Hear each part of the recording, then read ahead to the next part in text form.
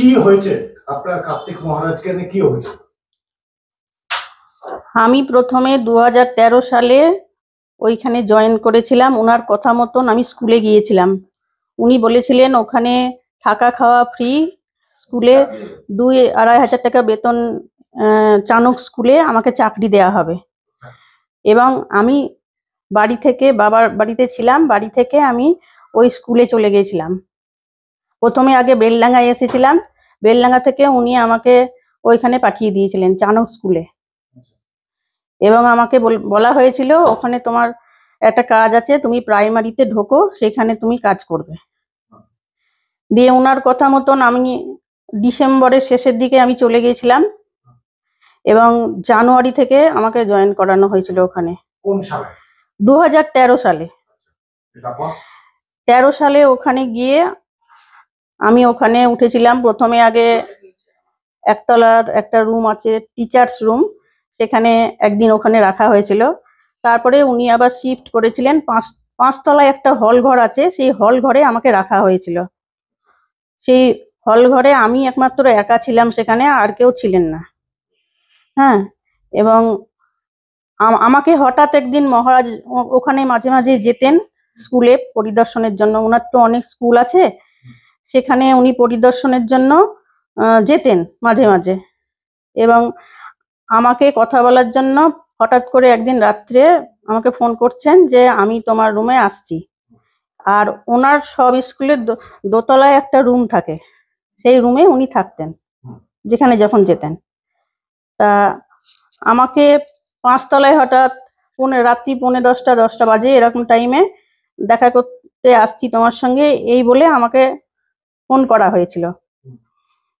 এবার আমি ভাবছি যে বোধহয় আমার ওই সেই প্রবলেমের জন্য উনি হয়তো কোনো কথা বলবেন, সেই জন্য হয়তো আমার সঙ্গে দেখা করতে চাইছেন। দিয়ে এবার আমি তখন বিছানা গুটিয়ে আবার ঠিকঠাক করে ওনার জন্য একটা চেয়ারও পেতে দিয়েছিলাম। চেয়ার পেতে আমি বাথরুমের দিকে গিয়েছিলাম।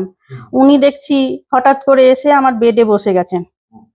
বেডে বসে আমার তখন জিরো লাইট জ্বলছে, আমাকে তো একটু সময়ও দিলেন না যে আমি একটু রেডি হব। হ্যাঁ, এবার আমি নাইটের পোশাক পরে নিয়ে ওখানে শোয়ার ব্যবস্থা হয়ে গেছিল।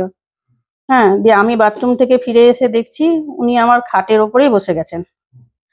দিয়ে এবার আমি তো তখন ওনার শরণাপন্ন হয়েছিলাম। এবার উনি হঠাৎ আমাকে বলে যে বড় লাইটটা জ্বালতে হবে না। এবার আমি জিরো লাইট জ্বলছে, যা বললাম বড় লাইটটা জ্বালি। উনি বললেন যে বড় লাইট জ্বালতে হবে না, তুমি আমার সঙ্গে সবকিছু করো আর কি, মানে বুঝতেই পারছেন।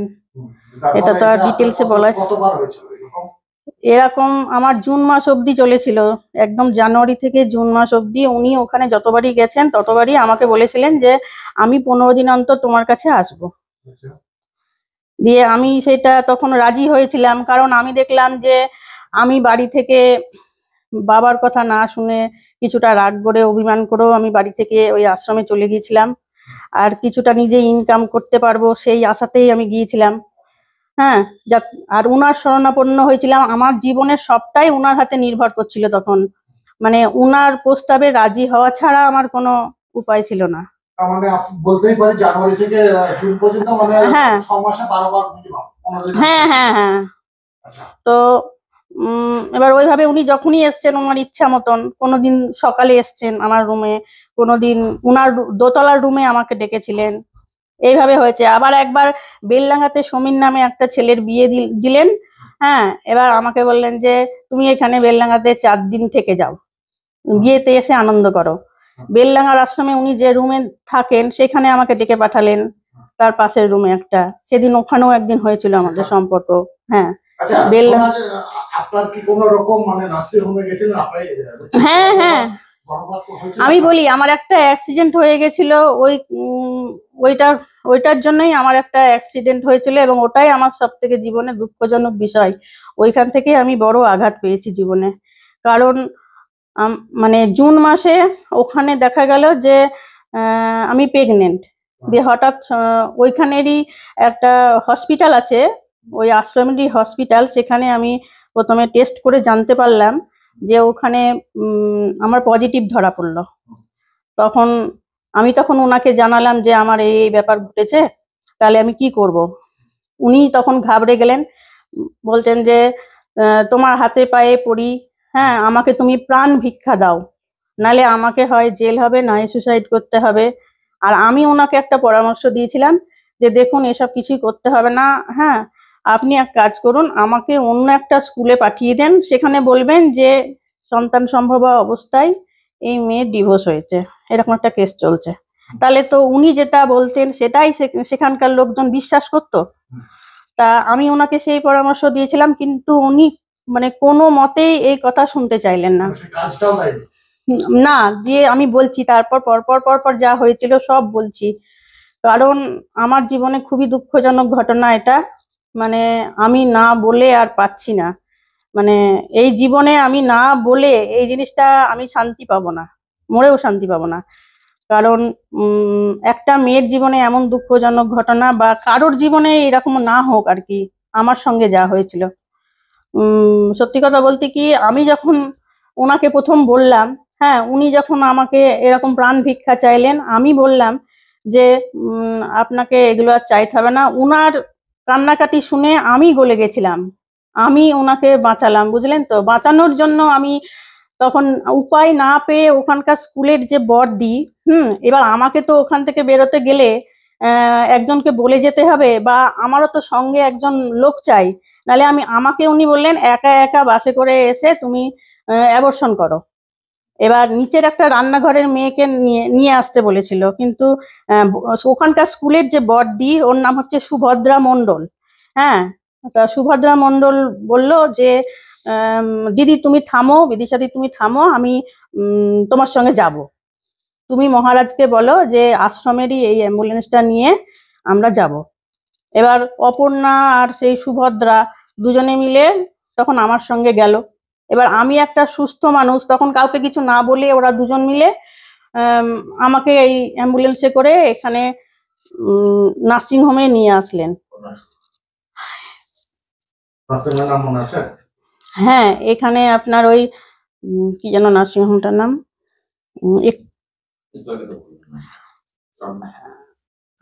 কাঞ্জিলালের নার্সিংহোম। হ্যাঁ, কাঞ্জিলাল, ডাক্তার কাঞ্জিলালের হাতেই আমার হয়েছিল ওটা।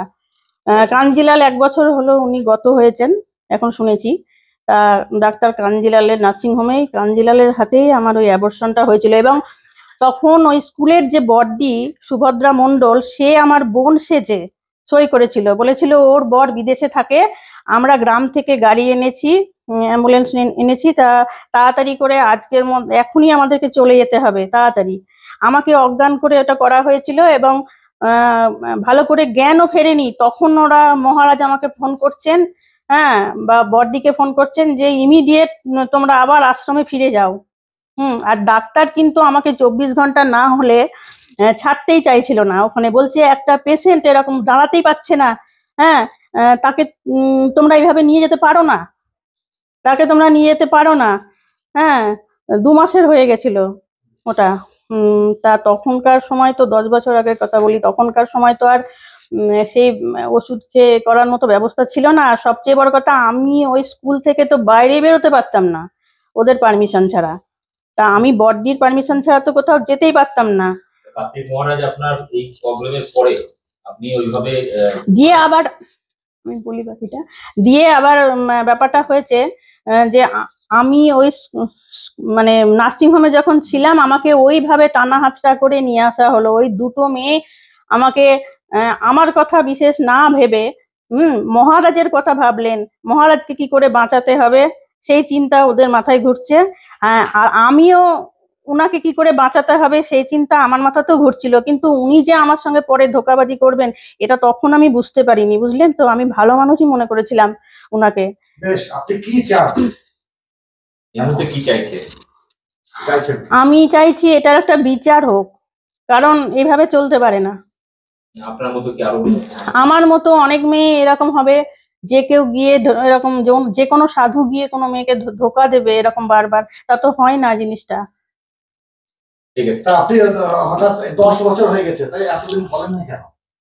এতদিন বলিনি আমার ফ্যামিলির জন্য, আমার বাবা মা আছে, আমার মেয়ে আছে, হ্যাঁ এবার তারা যখন জানবে যে মায়ের একটা মহারাজের সঙ্গে এরকম হয়েছে, তা এই জন্যে আমি লজ্জায় নিজে দুঃখে অনেকদিন মানে লজ্জায় কষ্টে বলতে পারিনি কাউকে। যে সাহসটা পেলেন। হ্যাঁ, এখন শ্বাস পেলেন? এখন এত বছর পর আমি দেখলাম আমার জীবনে তো দেয়ালে পিঠ থেকে গেছে। আর সবচেয়ে বড় কথা, একটা মানুষের পেটের খিদা হচ্ছে সব থেকে আগে। উনি আমার পেটে লাথি মেরেছেন। হ্যাঁ, এখন আর সহ্য করা যাচ্ছে না, কারণ উনাকে আমি সব বলেছি যে আমার এখন অবস্থাটা কিরকম। আমার টাকা পয়সা যা হাতে এসেছিল সব অন্যের হাতে চলে গেছে, বা আমার কি কি হয়েছে সব ওনাকে বলেছিলাম, দিয়ে বলেছিলাম যে আমাকে ওই কাজটা দেন। হ্যাঁ, না হলে ওই যে যেরকম বড়দিকে দিয়ে 3-4 মাস বেতন পাঠিয়ে দিয়েছিলেন সেটা দেন। আপনার যখন আমাকে নিয়ে স্কুলে গেলে অসুবিধা, তাইলে পরে আমাকে যেরকম দিচ্ছিলেন বেতনটা সেরকম দেন। উনি কোনো কিছুইতেই মানে হ্যাঁ করলেন না, সবগুলোই না, আমাকে ঝেড়ে ফেলে দিলেন।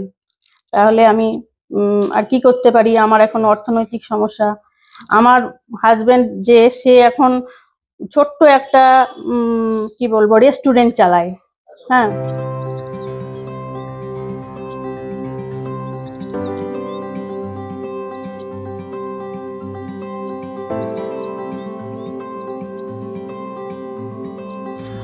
আই যা, আমরা তো জুস আনতেই ভুলে গেছি। যা কিছুই প্রয়োজন পেয়ে যাবেন যখন তখন। ভেজ মুভে অর্ডার করলেই পাচ্ছেন ক্যাশ অন ডেলিভারি মাত্র 2 ঘন্টায়। আর 500 টাকার বেশি বাজার করলেই থাকছে ডেলিভারি একদম ফ্রি। ভেজ মুভ, কারণ প্রতিটি মুহূর্তই মূল্যবান।